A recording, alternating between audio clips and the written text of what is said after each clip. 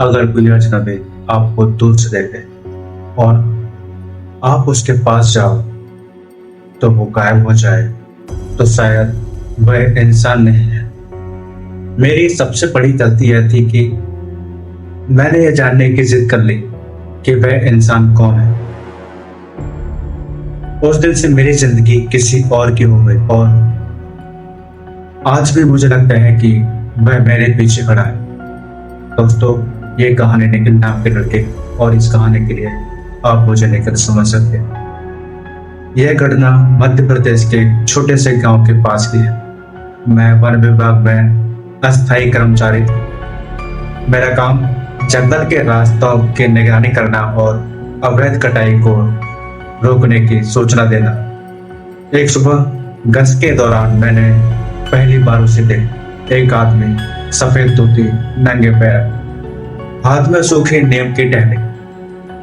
वह जंगल के बीचों बीच एक पुरानी बरगद के नीचे पर खड़ा था।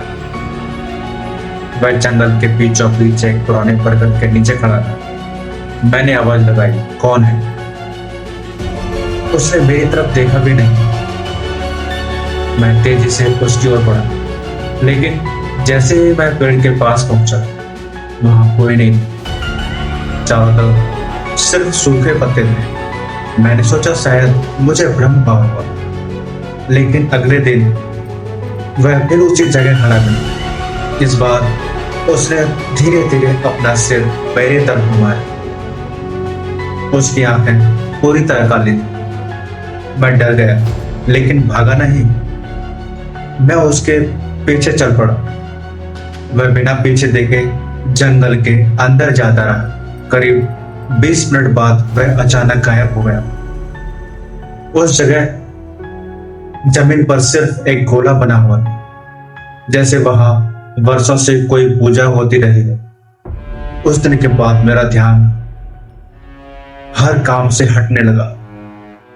अब मुझे सिर्फ उसी आदमी को ढूंढने की धुन सवार हो गई। सहकर्मी कहते, तुम बदल गए हो, लेकिन मुझे किसी की बात सुनाई नहीं देती। एक रात मेरी माँ ने पूछा, बेटा किससे बातें कर रहे हैं? मैं चौंक गया। कमरे में मैं अकेला था, लेकिन मुझे साफ सुनाई दे रहा था। कोई धीमी आवाज में कह रही थी, कल फिर आना, वहीं मिलोगे। अगली सुबह मैं बिना किसी को बताए जंगल में पहुंचा। इस बार बरगद के नीचे वह आदमी नहीं, बल्कि उसकी जगह एक पुराना मिट्टी का घड़ा मिला। घड़े पर उंगलियों से लिखा था, जिसे जानने की जिद करोगे वह तुम्हें कभी छोड़कर नहीं जाएगा।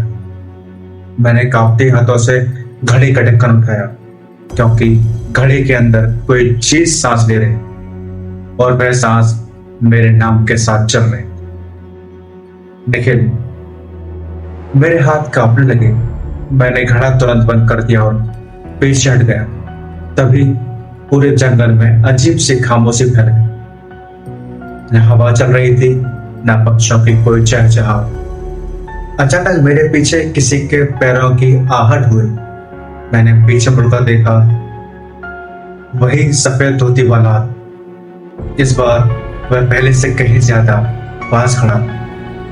उसने पहली बार मेरी आंखों में देखा और बोला, तूने मुझे ढूंढा नहीं, तूने मुझे जगा दिया। मैं डरकर भागने लगा। पीछे मुड़कर देखा तो वह आदमी वहीं खड़ा, लेकिन उसकी आवाज मेरे कानों में गूंज रही थी। उस रात मुझे तेज बुखार हुआ।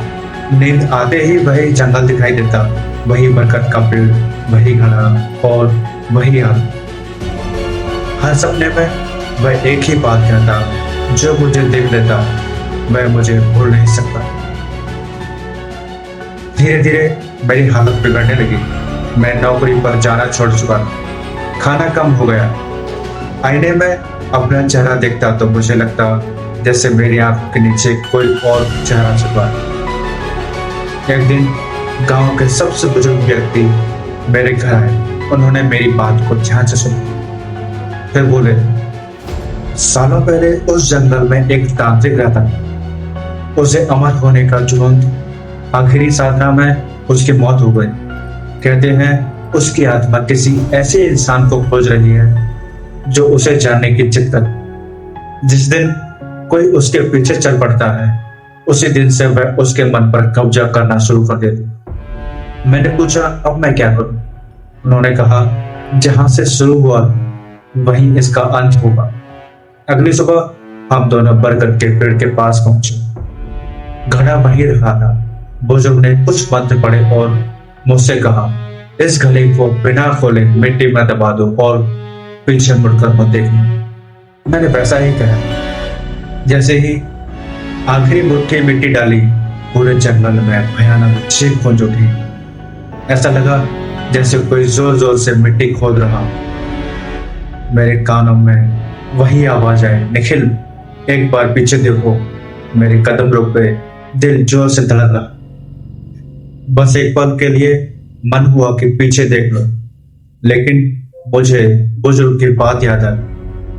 मैंने आंखें बंद की और बिना रुके चलता गया। जंगल से बाहर निकलते ही अचानक सब कुछ शांत हो गया।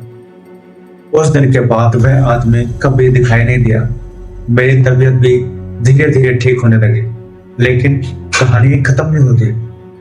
करीब 6 महीने बाद मुझे पता चला कि मेरी जगह वन विभाग में एक नया कर्मचारी आया। एक दिन वह मुझसे मिलने पहुंचा।